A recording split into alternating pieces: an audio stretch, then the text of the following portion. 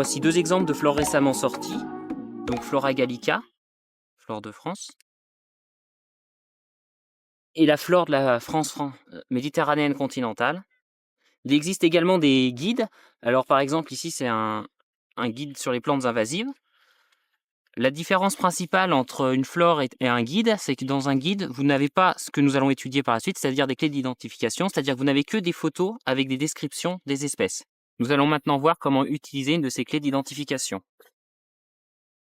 Les alternatives sont regroupées en paragraphes numérotés. Donc ici, le paragraphe 12, pétales blanc pur ou teintés de rose, qui renvoie vers l'alternative 13, ou 12 primes, pétales jaunes. Les alternatives peuvent être séparées ou être regroupées, comme l'alternative 13, pédoncule fructifère recourbé vers le bas, et 13 primes, pédoncule fructifère dressé. Au bout de chacune des alternatives, il y a un numéro, ici le numéro 13, qui renvoie à un nouveau paragraphe, et ainsi de suite. Par exemple, ici, l'alternative 13' renvoie au paragraphe 14. Une fois que vous avez compris cela, c'est très simple. Il suffit de lire chacune des alternatives et de sélectionner celle qui correspond le mieux. Nous allons maintenant voir avec un exemple concret. Ici, nous avons une fleur à identifier. L'alternative 1 nous donne un plante vasculaire sans fleurs et donc sans graines ou fruits, ou un prime plante possédant des fleurs. Ici, nous avons des fleurs, donc il y a un organe mâle qui émet du pollen et un organe femelle où s'effectue la fécondation.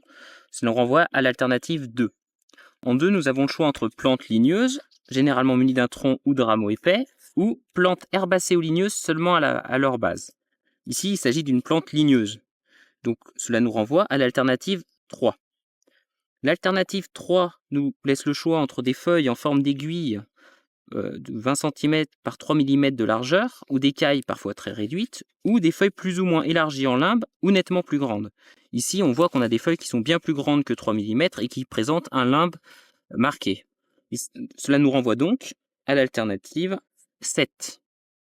À l'alternative 7, nous avons le choix entre des fleurs qui seront trimères, c'est-à-dire à 3 sépales et à 3 pétales, ou à 2 cycles de 3 tépales chacun, ou une symétrie florale différente. Ici, nous voyons que nous avons 5 pétales, donc cela nous renvoie à l'alternative dicotylédone. Ce que je vous propose maintenant, c'est que vous essayiez d'identifier une dizaine de plantes que vous trouvez autour de chez vous. Donc pensez à bien noter le chemin parcouru et à indiquer quelle est la flore que vous avez utilisée.